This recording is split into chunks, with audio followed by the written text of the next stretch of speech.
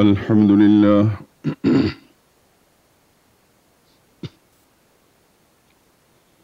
الحمد لله وحده والصلاة والسلام على من لا نبي بعده ولا رسول بعده ولا معصوم بعده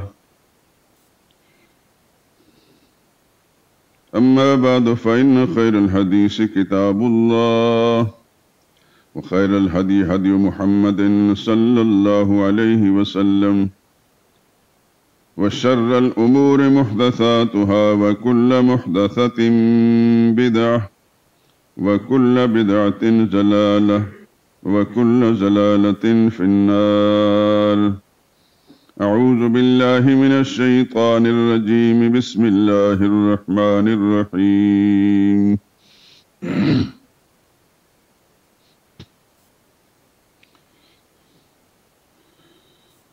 والذين هم على صلواتهم يحافظون أولئك هم الوارثون الذين يرثون الفردوس هم فيها خالدون. اور جو لوگ نمازوں کی پابندی کرتے ہیں یہی لوگ میراث حاصل کرنے والے ہیں، یعنی جو جنت کی میراث حاصل کریں گے اور اس میں ہمیشہ رہا کریں گے. سبحان ربک رب العزت عما یصفون وسلام علی المرسلین والحمد للہ رب العالمین. درود پاک پڑھ لیں. اللهم صل على محمد وعلى آل محمد كما صليت على إبراهيم وعلى آل إبراهيم إنك حميد مجيد. اللهم بارك على محمد وعلى آل محمد كما باركت على إبراهيم وعلى آل إبراهيم إنك حميد مجيد.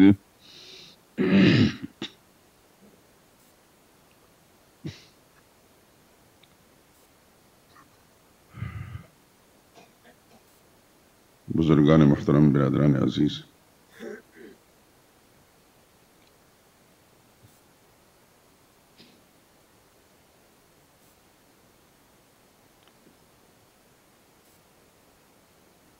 پچھلے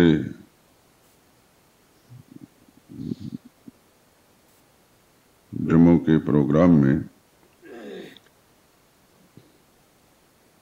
دین اسلام کا ایک اہم باب، اہم مسئلہ جس کی بار بار وضاحت کی جا چکی ہے، نماز، اس کا ذکر ہوا. اس سلسلے میں سرور عالم صلی اللہ علیہ وسلم کے مختلف ارشادات بھی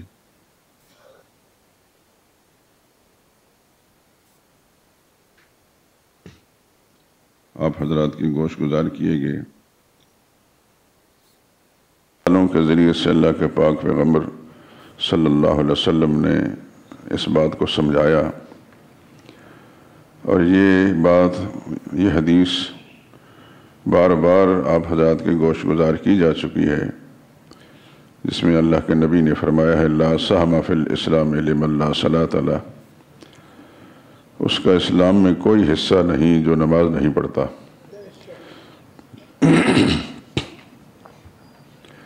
انہی ارشادات مبارکہ کو سامنے رکھ کر بعض فقہا نے تارک نماز پر کفر کا فتویٰ لگایا ہے. جو نماز نہیں پڑھتا وہ کافر ہے.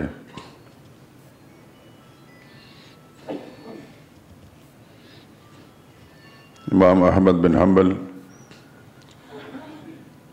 ہمارے ائمہ فقہا میں ایک بڑے اہم شخصیت ہیں، بہت بڑے محدث بھی تھے. امام بخاری جیسے لوگ ان کے شاگرد ہیں، اور ان کی مرتب کردہ حدیث کی کتاب مسند احمد، جس میں کم و بیش 40,000 سے زیادہ روایات ہیں، عرب دنیا میں اس کتاب پر کام ہوا، علماء کے ایک بورڈ نے کام کیا، تقریباً 35 جلدوں کے اندر وہ کتاب آئی ہے، اور ہر روایت پر بحث کرنے کے بعد انہوں نے ایک فیصلہ سنا دیا ہے کہ روایت کس درجے کی ہے۔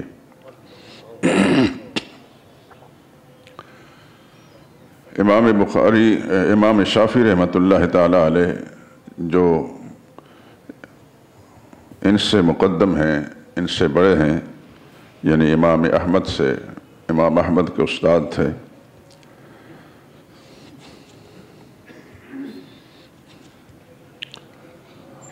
ان کا فتویٰ یہ ہے کہ بے نماز واجب القتل ہے۔ حکومت وقت کی ذمہ داری ہے کہ جو نماز نہیں پڑھتا اس کو تنبیہ کرے، نہیں عمل کرتا تو اس کو قتل کر دے۔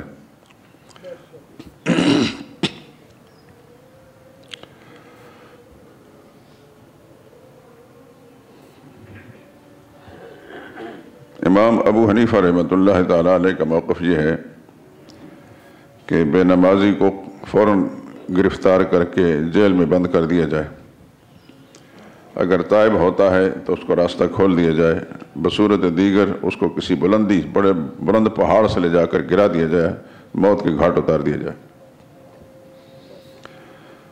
کہنے کا مقصد یہ ہے کہ جتنے بھی ائمہ دین فقہاء کرام گزرے ہیں، انہوں نے صاف فیصلہ سنا دیا ہے، اور آپ کے علم میں شاید ہے کہ عرب دنیا میں جہاں جہاں بھی امام احمد بن حنبل رحمہ اللہ کے مقلدین ہیں، وہ جس حال میں بھی ہوں نماز ضرور ادا کرتے ہیں۔ سفر پر جا رہے ہیں، راستے میں ہیں، گاڑی کے اندر ہیں، گاڑی کسی جگہ زمین پر کھڑی کر کے کپڑا اٹھایا اور نیچے بچھا کر نماز پڑھ لی۔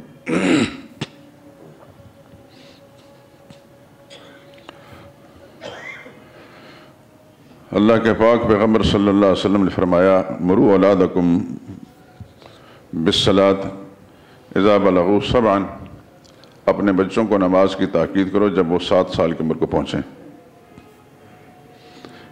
بعض روایت کے الفاظ ہیں، مروا اولادکم بالصلاۃ وہم 7 سنین واضربوہم علیہا، لیکن 7 سال کے بعد بھی اگر وہ نماز نہیں پڑھتے تو پھر ان کی پٹائی کرو۔ وہ ہم ابنا 10 سنین، وہ 10 سال کی عمر کو پہنچیں تو پھر نماز نہیں پڑھتے تو پھر ان کی پٹائی کرنی ہے۔ کہ آج کا مسلمان جو ہمارا مسلمان ہے، جس ملک میں ہم رہتے ہیں، ایسا مسلمان کے ذہن میں ہے کوئی تصور؟ تو کیا ہے ہماری مسلمانی؟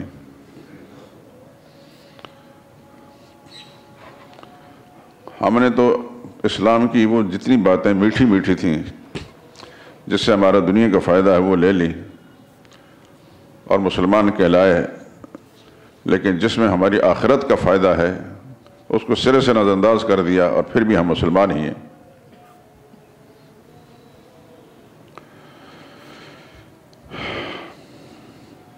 یقیناً یہ باتیں آپ نے اس سے پہلے بھی علماء سے سنی ہوگی، کتابوں میں پڑھی ہوں گی۔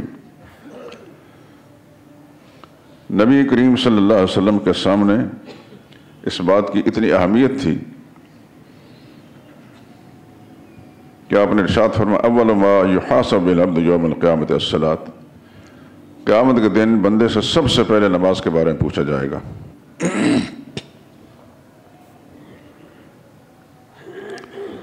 سیدنا فاروق اعظم رضی اللہ تعالیٰ عنہ جب خلافت کے منصب پر بیٹھے ہیں، انہوں نے تمام صوبوں میں گورنروں کو، عمال کو، کارندوں کو ایک والا نامہ بھیجا اور یہ فرمایا، ان اہم امورکم عندی الصلاۃ، تمہاری ڈیوٹیوں میں جو تمہیں سپرد کی گئی میرے نزدیک سب سے اہم ڈیوٹی نماز کی ہے۔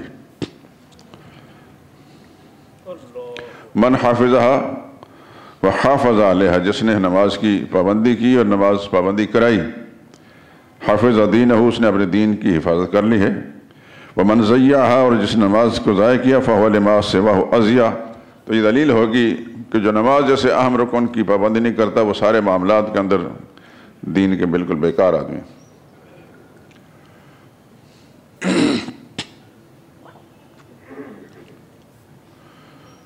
اسی بنا پر بعض امت کے صلحاء نے لکھا ہے جس کی بیوی نماز نہیں پڑھتی تاکید کے باوجود اس کو طلاق دے دے، ایسی مجرمہ کو جو خدا کی مجرمہ ہے گھر میں رکھنا اس کے لیے تباہی کا سامان ہے۔ یقیناً یہ باتیں چونکہ ہمارے مزاج کے خلاف ہیں تو اوپری سے لگتی ہیں، لیکن بہرحال سچ تو سچ ہی ہے، چاہے کتنا بھی ناگوار کیوں نہ ہو۔ ہمارا کلمہ لا الہ الا اللہ محمد رسول اللہ تبھی معتبر ہوگا جب ہم محمد رسول اللہ کے ارشادات کو اور آپ کی پاکیزہ تعلیمات کو اپنانے والے ہوں گے، دل و جان سے، مجبوری سے نہیں کہ ایک آرڈر آیا تو پھر بادل ناخواستہ ہم نے پورا کر دیا، دل کی رغبت سے، دل کی محبت اور چاہت سے۔ یہ دنیا کے سارے رشتے میرے دوستوں، اولاد کا رشتہ ہے، میاں بیوی کا رشتہ ہے، دوست احباب کا رشتہ ہے، یہ سب اگر کوئی شخص پورے شرح صدر کے ساتھ اللہ کے نبی کی تعلیم پر، آپ کے حکم پر قربان نہیں کر سکتا، اس کا معاملہ بالکل بیکار ہے، وہ خود فیصلہ کر سکتا اپنے بارے۔ اس دنیا میں تو کچھ پتہ نہیں چلتا، لیکن آنکھیں بند ہونے کے بعد پھر خوب پتہ چلے گا، لیکن اس وقت ممکن نہیں ہوگا کہ وہ انسان دنیا والوں کو بتا سکے کہ میرے ساتھ کیا گزرا ہے۔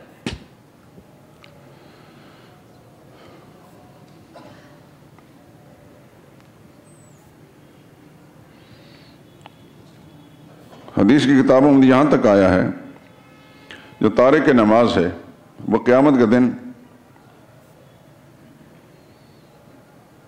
فرعون کے ساتھ، قارون کے ساتھ، حامان کے ساتھ ہوگا۔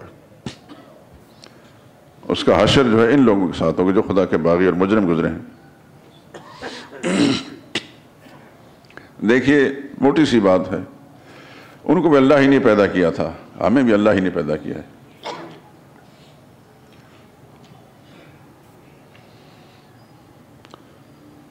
اللہ کی زمین پر رہتے ہوئے ساری نعمتیں انہوں نے استعمال کی جیسے ہم کرتے ہیں،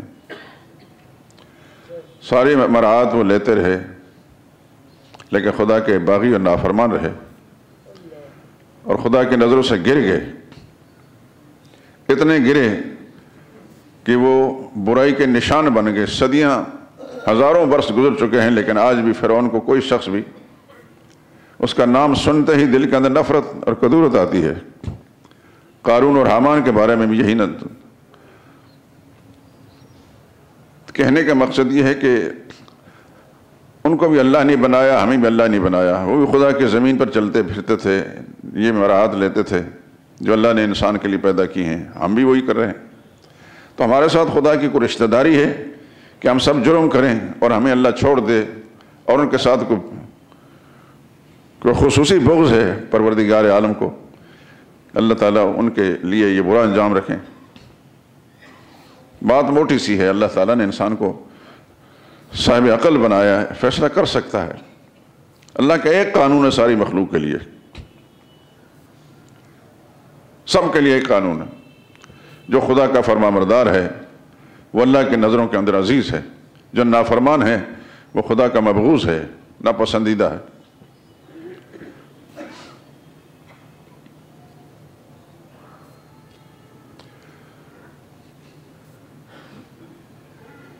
موسیٰ علیہ السلام خدا کے پیغمبر گزرے ہیں، ان کی ایک اپنی شریعت تھی، اپنی کتاب تھی۔ آپ جانتے ہیں کہ فرعون کی طرف اللہ تعالیٰ نے حکم دیا، اذهب الى فرعون انه طغى، جاؤ فرعون کے پاس، اس نے سرکشی کی ہے۔ اور موسیٰ علیہ السلام کو اللہ نے ان کی صداقت کی نشانیاں بھی دی۔ ایک ان کی لاٹھی تھی جو کہ پھینکتے تھے وہ سام بن جاتی تھی، دوسرا ان کا ہاتھ جب اس کو گریبان میں ڈال کر نکالتا چمکتا تھا، فرعون کی بدبختی اور شقاوت یہ کہ ان نشانیوں کو اس نے جادو پر محمول کیا، اور آپ کے علم میں ہے کہ اس نے جادوگر بلائے بھی، پوری مملکت کے جادوگروں کو بلایا، انعام و اکرام کی ان کو لالچیں دی، یہاں تک کہا کہ تم میرے مقرب بن جاؤ گے، اس آدمی سے میری جان چھڑاؤ۔ تو فرعون سارے آئے، قرآن بتا رہا ہے، فرعونی بھی میدان کے اندر آ گئے اور سارے جادوگر بھی۔ ایک میدان سجایا گیا، ایک طرف خدا کا پیغمبر اکیلا کھڑا ہے، باقی ساری فرعونی قوتیں وہاں موجود ہیں۔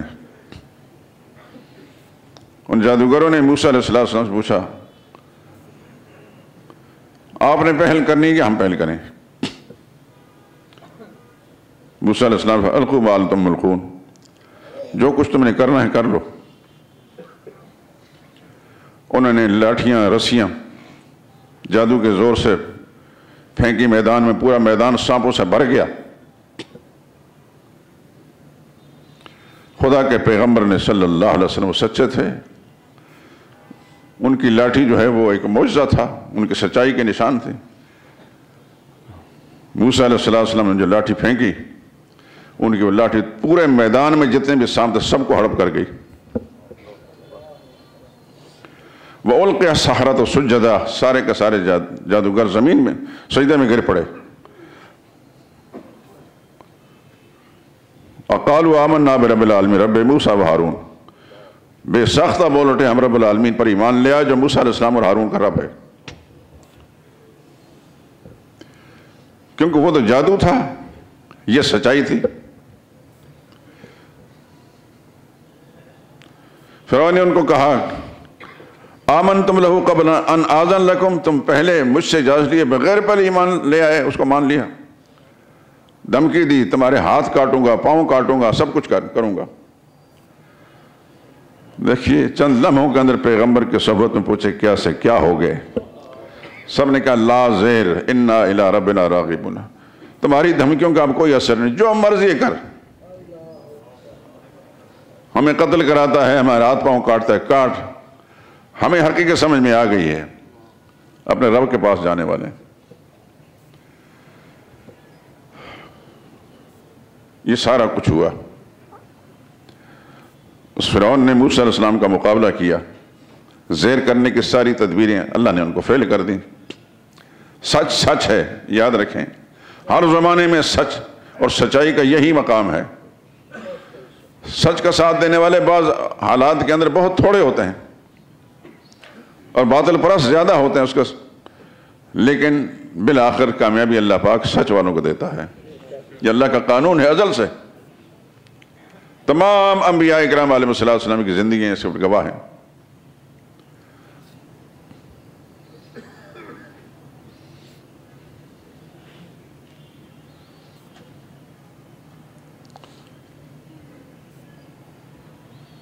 موسیٰ علیہ السلام کو وَأْمُرْ أَهْلَكَ بِالصَّلَاةِ، اپنے گھر والوں کو نماز کی تاکید کی، جو بھی اس زمانے کے شریعت میں نماز کا حکم تھا، ضرور نہیں کہ اس طرح رکوع ہو، اس طرح سجدہ ہو۔ وَاسْتَبِرْ عَلَيْهِ، اس نماز پر قائم رہو۔ تمام انبیاء کا تذکرہ آپ قرآن کریم میں پڑھتے ہیں، کہیں نہ کہیں نماز کا ذکر ہے۔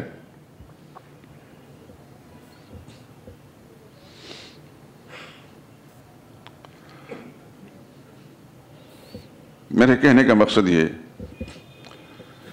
کہ وہی فرعون جو اتنا غرور و تکبر کا پیکر تھا، اپنے وزیر سے کہنے لگا ایک بڑی سی عمارت، بڑا مینار بناؤ، میں موسیٰ کے خدا کو دیکھنا چاہتا ہوں۔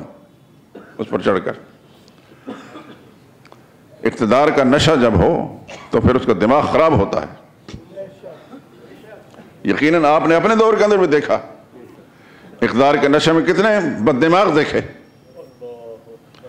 پیوند زمیں ہو گئے، نام و نشان، بعض کی قبریں بھی معلوم نہیں، کتنے اقتدار پر ہے، کتنے وزیر اعظم گزرے، کتنے صدر گزرے، کتنے جرنیل گزرے، قبریں بھی معلوم نہیں۔ اور اللہ والے، جو اللہ والے تھے، اللہ ان کو مٹاتا نہیں، ہمیشہ زندہ و جاوید رکھتا ہے۔ آپ کے شہر کے اندر مولانا احمد علی لاہوری رحمۃ اللہ تعالی گزرے ہیں. جب اس شہر میں آئے تھے تو پابند سلاسل سے بیڑیاں پڑی ہوئی تھیں. فرنگی کا دور تھا، کوئی ساتھ دینے والا نہیں تھا، لیکن انہوں نے کسی سے بھیک نہیں مانگی. وہ خدا کے ساتھ ان کا معاملہ تھا. اور بالآخر آپ جانتے ہیں وہی فرنگی جو کہا کرتا تھا ہمارا سورج غروب نہیں ہوتا، ہمارے اقدار کا سورج غروب نہیں ہوتا، یہ سارا بر صغیر اس کی حکومت تھی، افغانستان تک. کہاں ہے آپ لوگ برطانیہ گئے، میں بھی گیا ہوں. برطانیہ سارے کا سارا پنجاب جتنا نہیں ہے. میں تقریباً سارے برطانیہ میں گھوموں سوائے آئرلینڈ کے. مختلف جگہوں میرے پروگرام تھے. آگے آگے دیکھیے ہوتا ہے کیا. آزادی کی تحریکیں وہاں بھی چل رہی ہیں. اسکاٹ لینڈ کے اندر وہاں بھی آزادی کی تحریک چل رہی ہے. آئرلینڈ کے اندر بڑا عرصہ پہلے چل رہی ہے. خدا دکھاتا ہے. خدا نے ایسے کتنے ہی نقشے مٹا دیے ہیں بنا بنا کر. بہار زندگی ہے چند روزہ، نہ چل تو سر کو اٹھا اٹھا کر. خدا نے ایسے کتنے ہی نقشے مٹا دیے ہیں بنا بنا کر.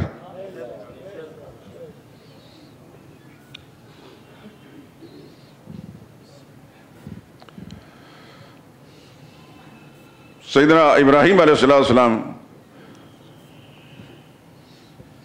جو جد الانبیاء ہیں، جن کے بارے میں اللہ کے قرآن میں آپ تلاوت کرتے ہیں، انی جاعلک للناس اماما. اے ابراہیم، جن امتحانات سے آپ گزرے ہیں میں نے فیصلہ کیا کہ آپ پوری انسانیت کا امام بنانے والا ہوں. حتیٰ کہ خاتم الانبیاء محمد رسول اللہ صلی اللہ علیہ وسلم بھی، ان کو بھی اللہ نے فرمایا واتبع ملت ابراہیم، آپ ابراہیم کے طریقے پر چلیں.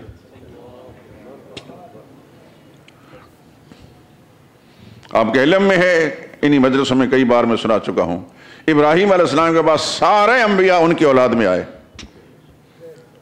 وَجَعَلْنَا فِي ذُرِّيَّتِهِ النُّبُوَّةَ وَالْكِتَابَ، ہم نے نبوت اور کتاب ابراہیم کی ذریت میں ان کی اولاد میں رکھ دی. اب جب بھی نبی میں بھیجوں گا ابراہیم کے نسل میں سے ہوگا. محمد رسول اللہ صلی اللہ علیہ وسلم یہ رسول حضرت ابراہیم کے نسل سے. باقی تمام انبیاء حضرت اسحاق علیہ السلام کی اولاد میں، اور ابراہیم علیہ السلام کے دوسرے صاحبزادے حضرت اسماعیل ان کی اولاد میں سے صرف ایک اور ایک جو سب سے بلند و بالا حضرت محمد رسول اللہ صلی اللہ علیہ وسلم ہے. ابراہیم علیہ السلام کا جرم کیا تھا؟ ہوش کی آنکھ کھولی، اپنے گھر کے اندر اندھیرا دیکھا، باپ شرک کرتا ہے، اپنے ہاتھوں سے بت بناتا ہے، پھر اس کو سجدہ کرتا ہے، ان بتوں کو بیچتا بھی ہے. بت تراش بھی تھا، بت فروش بھی تھا، اور بت پرست تو تھا ہی. تو خدا کے پیغمبر نے صلی اللہ علیہ وسلم سب سے پہلے اپنے گھر سے بات شروع کی.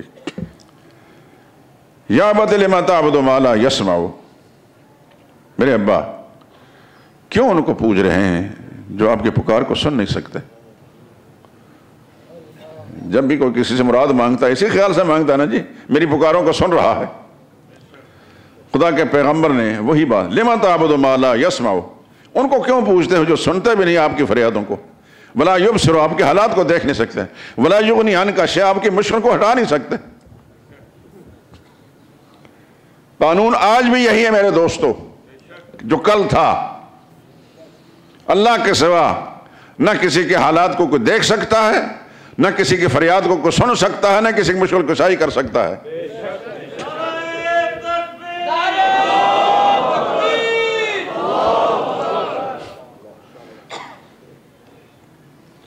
آج بھی بہت سے بھٹکے ہوئے انسان ہمارے بھائی ہیں لیکن بھٹکے ہوئے ہیں. اللہ سے ہم ہمیشہ دعا کرتے ہیں خدا ان کو ہدایت دے دے، اللہ ان کو اپنی کتاب کی سمجھ دے دے. تمام انبیاء اکرام علیہ السلام کی پاکیزہ تعلیمات جو ہیں ان پر غور کرنے اور ان سے سبق حاصل کرنے توفیق دے. ابراہیم علیہ السلام وہ تقریر ساری موجود ہے سورہ مریم کے اندر، آپ تلاوت تو کرتے ہیں، ذرا تو غور سے تلاوت کیا کرتے ہیں، تلاوت کرتے ہیں نا؟ ماشاءاللہ سر ہل رہے ہیں، خوشی ہو رہی ہے۔ اللہ سے دعا ہے کہ اللہ آپ حضرات کو قرآن کریم کے الفاظ بھی تلاوت کرنے اور ان کے معنی اور مطلب کو سمجھنے کی توفیق عطا فرمائے۔ اس قرآن کو اپنی زندگی کا مشن بنانے کی خدا توفیق دے۔ میں جو بول رہا ہوں خدا کے فرشتے نوٹ کر رہے ہیں، اور آپ جو سر ہلا رہے ہیں خدا کا فرشتے نوٹ کر خدا کے بارگاہ پہنچائیں گے۔ میرے دوستو، صبح کا جو وقت ہوتا ہے جب اذان مؤذن کہتا ہے، اس وقت کوئی مصروفیت نہ کاروباری ہوتی ہے نہ کوئی اور، وہ وقت ایسا ہے تھوڑا سا وقت قرآن کریم کو دے دیں۔ اور میری التجا ہے پھر کہ قرآن کریم کی تلاوت اگر آپ ایک پارہ کرتے ہیں اس کو آدھا کر لیں، اور آدھے پارے میں جتنا ٹائم لگاتا ہے اس کو ترجمے کو دیکھیں۔ اگر آدھا پارہ پڑھتے ہیں تو اس کو پاؤ کر لیں، باقی وقت جو ہے آپ اس کے ترجمے پر غور کریں، دیکھیں کہ کس طرح خدا کا قرآن اپنا اثر چھوڑتا ہے۔ ابراہیم علیہ السلام کی بات نہیں مانی باپ نے، دھمکی دی کہ میں تمہیں گھر سے نکال دوں گا، نکال دیا، ابراہیم علیہ السلام چلے گئے، لیکن سچ اپنے باپ کے سامنے میں کہا ہے۔ آپ کو یاد ہوگا کہ پچھلی نشستوں کے اندر میں نے یہ گزارش کی تھی، اللہ کا پیغام جو آپ کو سمجھ میں آیا ہے، جہاں جہاں بھی آپ کی ذمہ داری ہے وہاں پہنچائیں۔ سب سے پہلے اپنا گھر ہے، سب سے پہلے آپ کی ریاست ہے، آپ کی اپنی ریاست، اپنی حکومت، آپ کا جب فیصلہ چلتا ہے، جو گھر آپ نے بنایا ہے، سارے اخراجات اس کے آپ چلا رہے ہیں، وہ ساری آپ کی رعایا ہیں، اس میں بیوی بھی ہے اور بچے بھی ہیں، آپ کے نوکر ملازم بھی ہیں اور آپ کے چھوٹے بہن بھائی بھی ہیں۔ اپنی ذمہ داری کو سمجھیں اور پورا کریں۔ یقیناً ناراض ہوں گے، سچائی کی تاثیر ایسی ہے، اس کو اکثر طبیعتیں گوارا نہیں کرتی۔ بیویاں ناراض ہوں گی، کر لیں ان کو، لیکن ایک ذات راضی ہو جائے گی آپ سے، اور کون ہے وہ راز؟ وہ صرف اللہ کی ذات ہے۔ بچے ناراض ہوتے ہیں تو ہوتے رہیں، آج ناراض ہوں گے کل راضی ہو جائیں گے۔ حتیٰ کہ ماں باپ کو بھی اگر دیکھتے ہیں کہ نماز نہیں پڑھتے، پہلے اللہ سے ان کے لیے دعا کریں، یا اللہ میں جو کچھ کہوں گا ان کے ذہن میں ڈال دیں، ان کو سمجھ آ جائے، ان کو بات کہہ دیں۔ ابراہیم علیہ السلام کی سنت ہے کہ اپنے باپ کے سامنے بات رکھی۔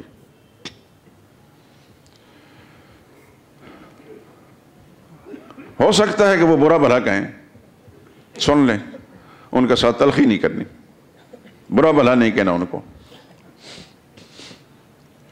قرآن کریم میں سورہ لقمان کے اندر ایک نصیحت ہمیں کی ہے، مجھے اور آپ کو۔ وَإِن جَاهَدَاكَ عَلَىٰ أَن تُشْرِكَ بِي، اگر تیرے ماں باپ تجھے مجبور کریں شرک کرنے پر، فَلَا تُطِعْهُمَا، پھر ان کی بات نہیں ماننی۔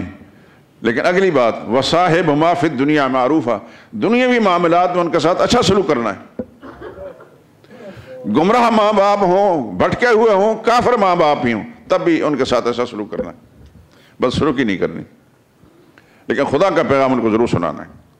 اس کے اندر اگر برا کہتے ہیں تو برا ان کی زبان سے سن لیں، لیکن ان کے برا کہنے پر خدا کا پیغام سنانا نہ چھوڑیں۔ جس قرآن کو آپ مانتے ہیں اس قرآن میں یہ ساری ہدایات موجود ہیں۔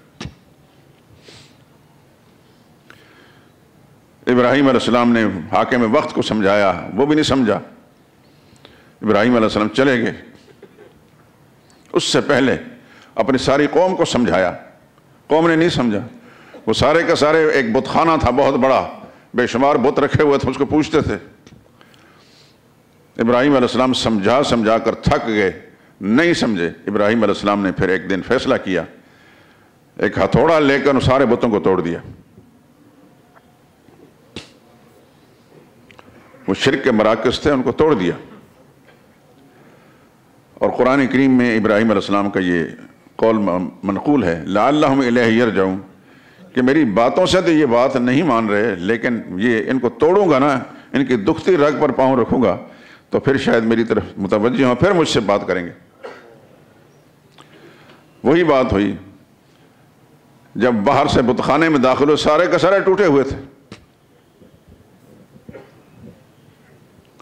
یہ بات میں جس مقصد کے لیے کہہ رہا ہوں آپ حضرات سمجھ رہے ہیں، موضوع وہی ہے، لیکن تھوڑی مثالیں عرض کر رہا ہوں۔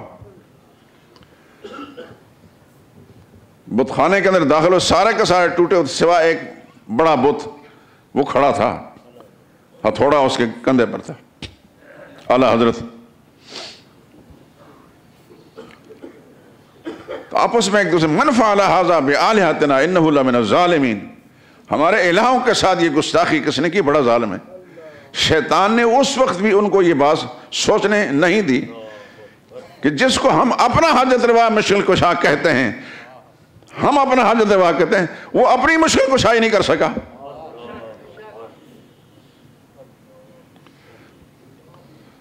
ابلیس جب انسان کے دل و دماغ پر مسلط ہو جاتا ہے، اس کو اچھائی اور برائی کی تمیز ختم ہو جاتی ہے۔ ایک شخص نے کہا، سمعنا فتى یذکر لہ یقال له ابراہیم، ہم نے سنا ہے ہمارے شہر کے اندر ایک نوجوان کے بارے میں جو اکثر و بیشتر ہمارے ان حضرتوں کی گستاخی کرتا ہے۔ یذکرہم، مفسرین نے یسبہم، ان کو برا بھلا کہتا تھا، اس کا نام ابراہیم ہے۔ تو غصے میں آ گئے، فاتوا بہ علی اعین الناس، لاؤ اس کو پکڑ کر۔ اتنی بڑی گستاخی اس نے کی ہے۔ ابراہیم علیہ السلام یہی تو چاہتے تھے، پہلے متوجہ نہیں ہوتے تھے، آپ میری بات تو سنیں گے۔ چنانچہ ابراہیم علیہ السلام سامنے لائے گئے، کہنے لگے، انت فعلت ھذا بآلہتنا یا ابراہیم، ہمارے الہوں کے ساتھ، ہمارے حاجت رواؤں کے ساتھ، ہمارے مشکل کشاؤں کے ساتھ آپ نے یہ سلوک کیا ہے۔ اللہ اکبر، خدا کے پیغمبر پر کروڑہا صلاۃ والسلام ہوں، نبی کی فراست پر قربان جائیں۔ ابراہیم علیہ السلام کا جواب بھی بڑا عجیب ہے۔ کچھ میں پڑھ رہا ہوں قرآن کریم کی کس صورت میں؟ سورہ انبیاء میں علیہم الصلاۃ والسلام۔ بہت سے انبیاء کا تذکرہ ہے، یہ سارا تذکرہ بھی سورہ انبیاء میں ہے۔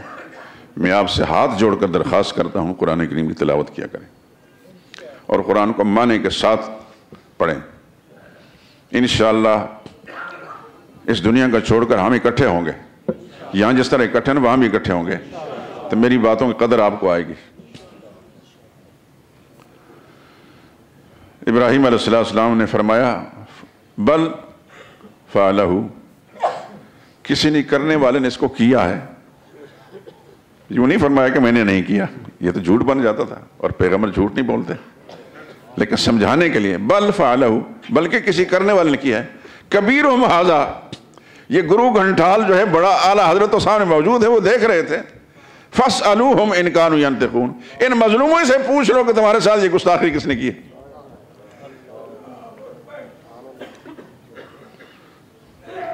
لیکن جو اپنی فریاد نہیں کر سکتا، اپنے مظلومیت کے داستان نہیں سنا سکتا، وہ حاجت روا ہو سکتا ہے؟ اللہ اکبر، یا اللہ، پیغمبر کی فراست پہ قربان۔ مشرک سارے کے سارے کہنے لگے، ابراہیم آپ تو جانتے ہیں، ما ہؤلاء ینطقون، یہ ہمارے حضرت ہمارے مشکل کشا تو ہیں لیکن یہ بول نہیں سکتے ہیں، گونگے۔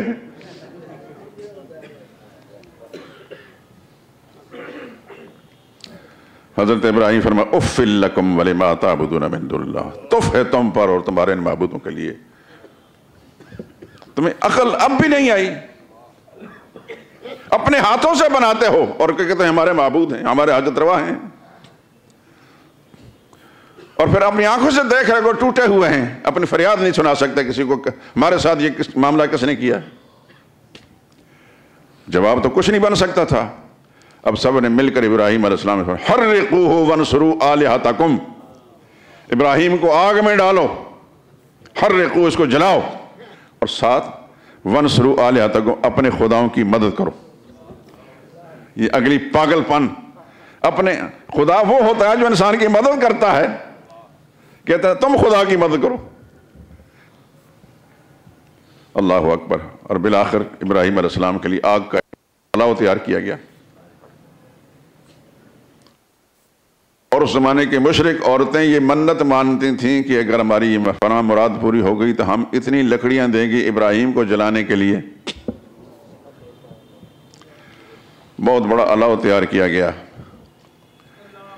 اور ابراہیم علیہ السلام کو اس میں پھینکا، دور سے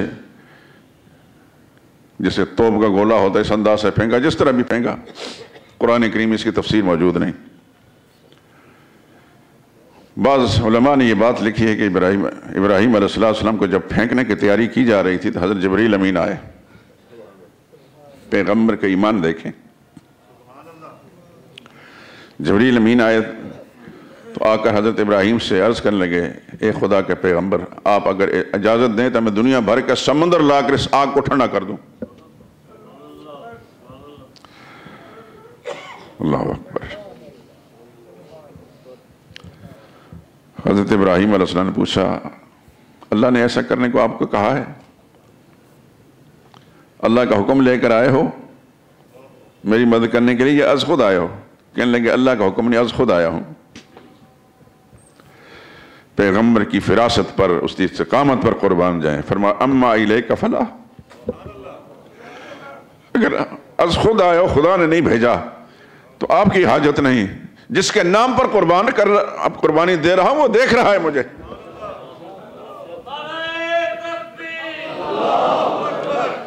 اس کی مرضی اگر یہ مجھے جلانے کی ہے تو اس کا مرضی پوری کرنے پر میں جلنے کے لیے تیار ہوں۔ تو خدا تو دیکھ رہا تھا۔ پھر اس نے کیا کہا؟ قلنا یا نار کونی بردا، ہم نے کہا اے آگ تیرے اندر جلانے کی تاثیر میں نے رکھی، آج میں اس کو واپس لینا چاہتا ہوں، ٹھنڈی ہو جا، لیکن اتنی ٹھنڈی بھی نہ ہونا وہ سلامتی والی بن جا، میرے ابراہیم کو ٹھنڈ نہ لگ جائے۔ جو خدا کے لیے قربانیاں دیتے ہیں پھر خدا ان کا اس طرح لحاظ رکھتا ہے۔ میرے دوستو، یہ کہانیاں سنانا مقصود نہیں، مقصد یہ ہے کہ انبیاء اکرام علیہ السلام اللہ کا پیغام اپنے گھر والوں کو سناتے رہے، باہر والوں کو سناتے رہے۔ میری اور آپ کی ذمہ داری میں یہ بات ہے کہ کم سے کم، بڑا آسان سا کام ہے نماز کا کہنا، توحید کا پرچم بلند کر کے شرک کے اڈوں میں جا کر بات کرنا یہ ذرا مشکل ہے، لیکن نماز، اسی سے انسان اپنا جائزہ لے سکتا ہے کہ میرے اندر کتنی ہمت ہے، میں خدا کا پیغام کہاں کہاں سنا سکتا ہوں۔ اگر اپنے گھر کے اندر بات سنانے کی میرے اندر ہمت نہیں ہے تو میں باہر کچھ بھی نہیں کر سکتا۔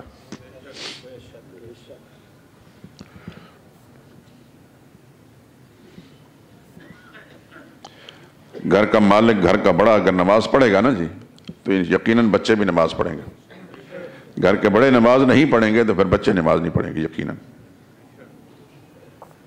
آپ حضرات نے تجربہ کیا ہوگا، چھوٹے چھوٹے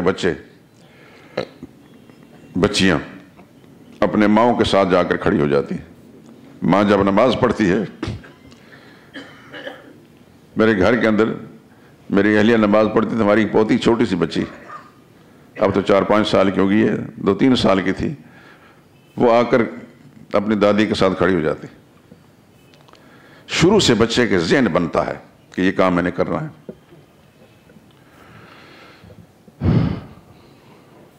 میں نے آپ کو شاید 1 سے زائد مرتبہ عرض کیا ہے، مجھے نہیں یاد کہ میں کتنا چھوٹا تھا میرے والد نے مجھے نماز پر لگایا ہے۔ مجھے نماز میں اوپرا ہٹنے کوئی نہیں، کبھی نہیں ہوئی، الحمدللہ کبھی نہیں ہوئی۔ رغبت کے ساتھ، بشاشت کے ساتھ، خوشی کے ساتھ نماز پڑھتا ہوں۔ ماں باپ نے سکھایا تھا اس طرح۔ آج اگر وہ اگلے جان پہنچ چکے ہیں تو انہوں نے جس لائن پر مجھے لگایا ہے، میرے ہاتھ جب بھی اٹھتے ہیں تو سب سے پہلے ان کے لیے دعا ہوتی ہے۔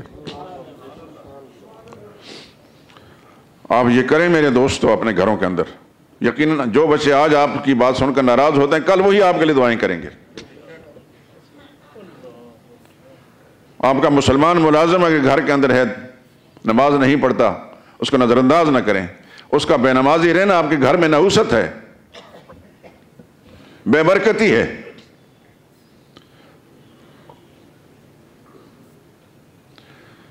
ایک سے زائد مرتبہ یہ بات میں عرض کر چکا ہوں کہ اللہ کے تمام احکام میں نماز کے علاوہ روزہ ہے، حج ہے، زکوٰۃ ہے، صدقہ خیرات ہے، قربانی ہے، یہ سب کے سب نماز سے ہیچ ہیں، نماز سے نیچے ہیں۔ سب سے اہم چیز نماز ہے۔ فاروق اعظم کا ارشاد، ان اہم امرکم عندی الصلاۃ، تمہاری ڈیوٹی اور ذمہ داری میں سب سے زیادہ میرے نزدیک نماز ہے۔ جس نے نماز کی حفاظت کی، حفاظت کرائی، اس نے خدا کے دین کی حفاظت کر دی، اور جس نے نماز کی حفاظت نہیں کی، خدا کے دین کو ضائع کرنے والا ہے۔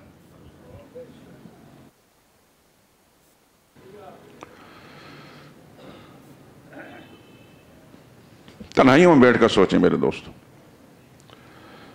جانا ہے ہم نے، یہ یاد رکھیں کسی کو خدا نے چھوڑنا نہیں۔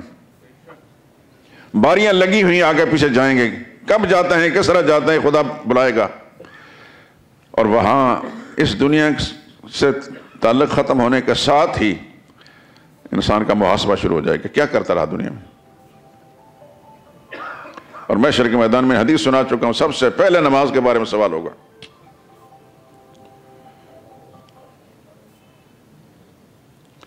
قیامت کے دن دیکھیے انسان کے ذمہ اللہ نے بہت سارے اعمال لگائے ہیں، لیکن سب سے پہلے نماز کا سوال ہوگا۔ اول ما يحاسب العبد یوم القیامت الصلاۃ۔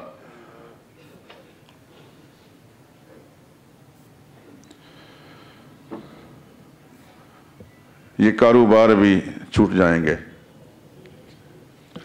دکانیں بھی کام نہیں آئیں گی، یہ ملازمتیں اور عہدے بھی کام نہیں آئیں گے۔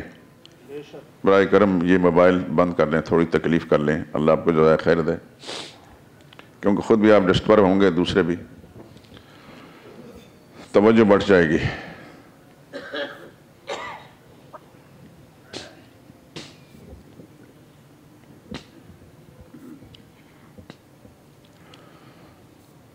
اگر کسی کو اپنے نماز پر لگا دیا، وہ نماز پڑھتا رہا، یہ یاد رکھیں جتنا اجر اللہ تعالیٰ نے اس کو نماز پڑھنے پر دینا ہے، اتنا ہی اجر اللہ اس کو نماز پر لگانے والے کو دینا ہے۔ یہ نہیں کہ صرف آپ کو اجر آپ کی اپنی نماز پر میں، جس کو آپ نے نمازی بنایا ہے اس کے برابر بھی اجر ملے گا۔ یہ معمولی بات نہیں۔ اس کام کے لیے اگر آپ کو کسی کے پاؤں بھی پکڑنے پڑے نا، کیونکہ آپ کی اصل لالچ یہ ہے کہ خدا کے سامنے ہمیں اجر ملے، اس لالچ کی خاطر کسی کے پاؤں بھی پکڑنے پڑے تو پکڑ لیں، خوشامد کرنی پڑے تو خوشامد کر لیں، اس سے کوئی توہین نہیں ہوتی۔ شیطان ضرور وسوسے ڈالے گا، یہ نہ کرو، وہ کرو، آپ کی توہین ہو جائے گی۔ وہ شیطان تو چاہتا ہے کہ یہ انسان اچھائی کی طرف نہ جائے۔ شیطان پر ہر وقت جب وسوسہ آئے، اعوذ باللہ من الشیطان الرجیم، اعوذ باللہ من الشیطان الرجیم، بڑا آسان سا جملہ ہے، خدا کی پناہ چاہتا ہوں اس شیطان رجیم سے، اللہ کی حفاظت چاہتا ہوں شیطان رجیم سے۔ اس کے وسوسے آئیں گے، فوراً جب وسوسہ آئے فوراً اعوذ باللہ من الشیطان الرجیم پڑھ لیں۔ اللہ نے ایک حل بتایا ہے، اور اپنا کام کرتے جائیں۔ محمد رسول اللہ صلی اللہ علیہ وسلم کا سچا امتی وہ ہے جو رسول اللہ صلی اللہ علیہ وسلم کا پیغام سناتا ہے۔ اس کے لیے مولوی ہونا ضروری نہیں، کسی مسجد کا امام اور خطیب ہونا ضروری نہیں، علامہ لوگ کہیں اس کو، کچھ بھی کہیں، رسول اللہ کا سچا امتی وہ ہے جو رسول اللہ کے پیغام کو خود اپنائے اور دوسروں تک پہنچائے۔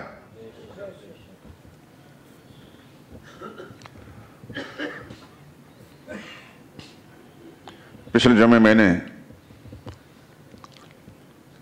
نماز کا جو سٹرکچر ہے، جو ڈھانچہ ہے، اس سلسلے میں کچھ فرائض کا تذکرہ کیا تھا، یاد ہے نا؟ سب یاد ہیں؟ سب کو یاد ہے؟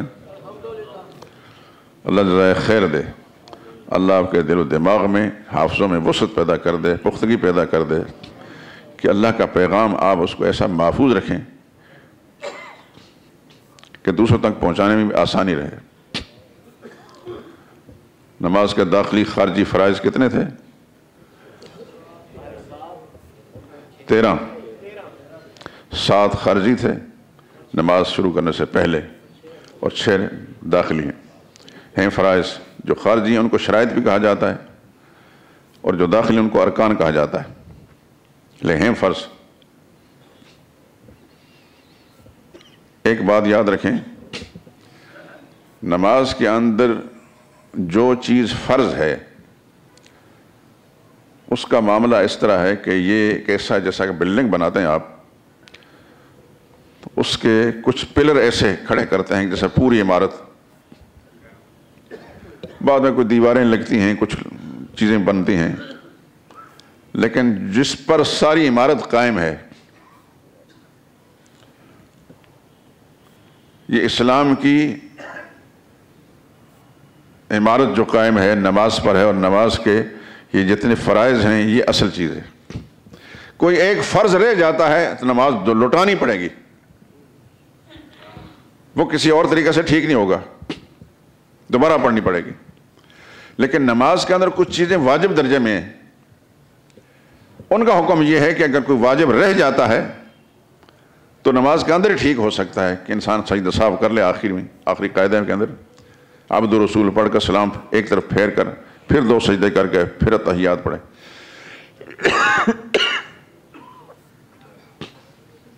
نماز ٹھیک ہو جائے گی۔ 2-3 باتیں اچھی طرح ذہن نشین فرما لیں۔ ایک ہے فرض، ایک ہے واجب، ایک ہے سنت، ایک ہے مستحب۔ فرض سب سے زیادہ اہم چیز ہے، اس پر پوری نماز کی، اس عبادت کی عمارت قائم ہے۔ وہ اگر خراب ہو گیا تو نماز دوبارہ پڑھنی پڑے گی۔ لیکن جو چیز واجب کے درجے میں ہے، ابھی میں نے ذکر نہیں کیا، اس کے بارے میں ذہن نشین فرما لیں کہ واجب رکن اگر رہ جاتا ہے تو ہم نماز کے اندر اس کو ٹھیک کر سکتے ہیں سجدہ صاحب سے۔ اور جس رکن کا تعلق واجب کے بعد سنت درجے میں ہے، اس کے لیے اگر فرض کو رہ گیا جان بوجھ کر نہ چھوڑیں، نماز بے نور ہو جائے گی، سنت کی برکت سے محروم ہو جائیں گے۔ لیکن اگر رہ گیا بے دھیانی میں تو اس کے لیے سجدہ صاحب کی ضرورت نہیں، نماز ٹھیک ہو جائے گی۔ مثال کے طور پر نماز جب شروع کرتے ہیں سبحانک اللہم و بحمدک و تبارک اسمک و تعالی جدک و لا الہ غیرک، اتنا جو کچھ پڑھتے ہیں آپ، اس کو ثنا کہتے ہیں، یہ نماز کے اندر سنت ہے۔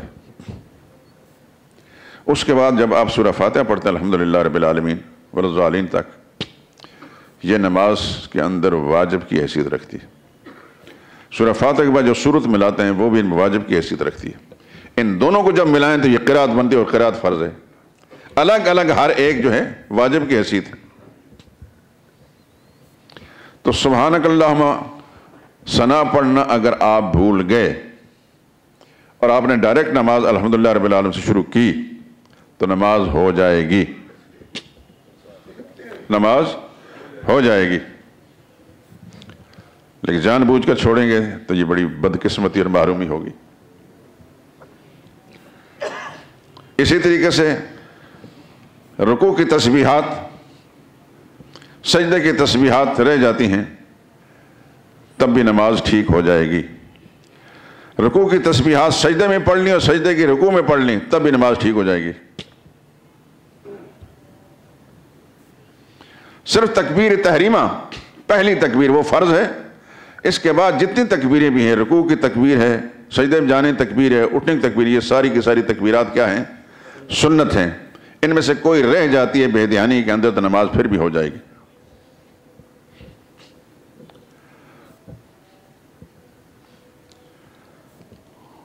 اللہ تعالیٰ نے فہم و فراست سے نوازا ہے، اور بتانے والے ابھی موجود ہیں،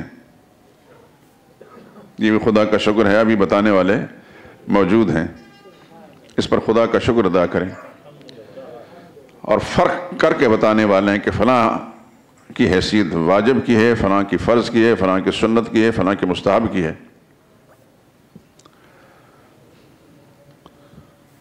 یہ سمجھ میں آ گئی کہ فرض یہ ایک ایسا سٹرکچر ہے جس پر پوری عمارت قائم ہے، وہ اس درجے میں ہے کہ اس میں ذرا بھی کمی رہ گئی تو نماز دوبارہ پڑھنی پڑے گی، نماز خراب ہو گئی۔ لیکن واجب رہ گیا تو اس کو نماز کے اندر ٹھیک کر سکتے ہیں، اور سنت رہ گیا تو اس کے لیے سجدہ سہو کی ضرورت بھی نہیں۔ لیکن دھیان سے نماز جب پڑھیں گے تو سنتوں کی رعایت بھی ہوگی، سب کی رعایت ہوگی۔ سمع اللہ لمن حمدہ ربنا لک الحمد، سیدھا کھڑا ہونا واجب ہے، اور سمع اللہ لمن حمدہ ربنا لک الحمد پڑھنا یہ سنت ہے۔ سیدھا کھڑا ہو گیا کوئی آدمی اور یہ پڑھا نہیں اور سجدہ میں چلے گا، نماز ٹھیک ہو جائے گی۔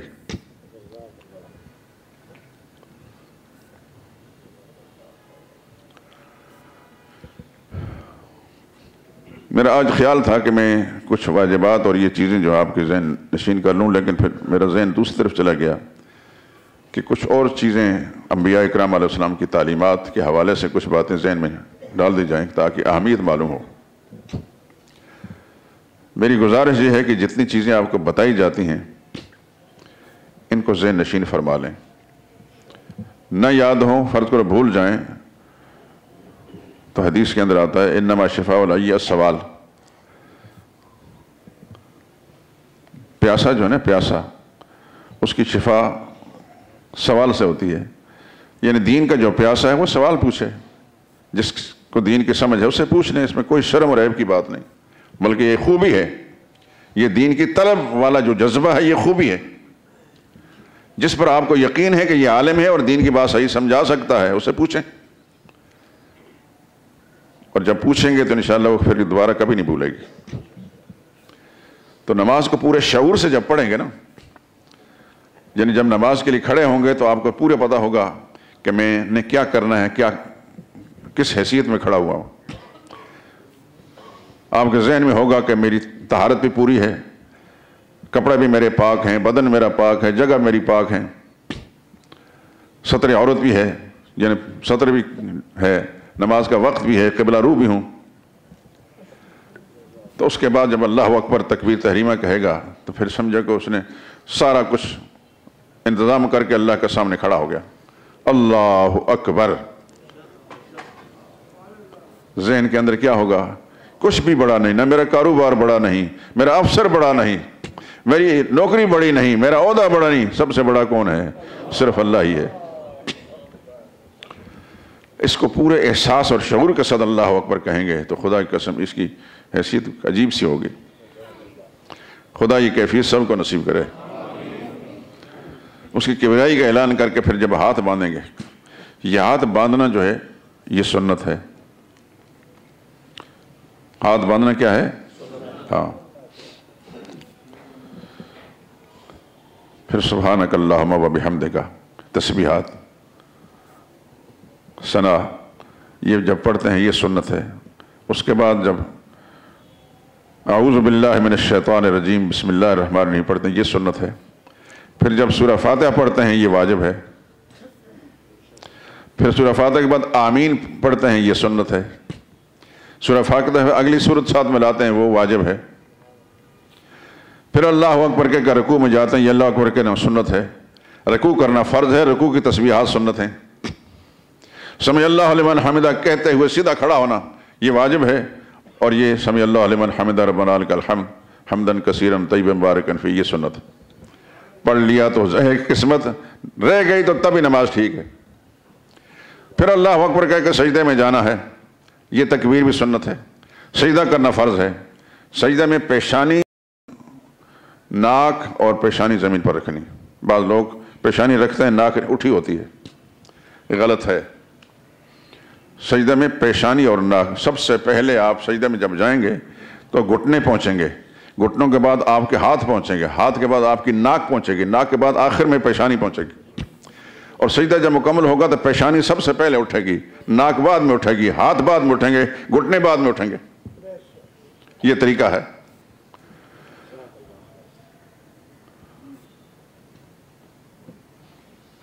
تو میرا خیال یہ ہے اگر میری زندگی رہی تو میں نماز کے جو ضروری مسائل ہیں آپ کو جب شروع کر ہی دیے ہیں تو ان کو میں بیان کر دوں۔ وآخر دعوانا الحمدللہ رب العالمین۔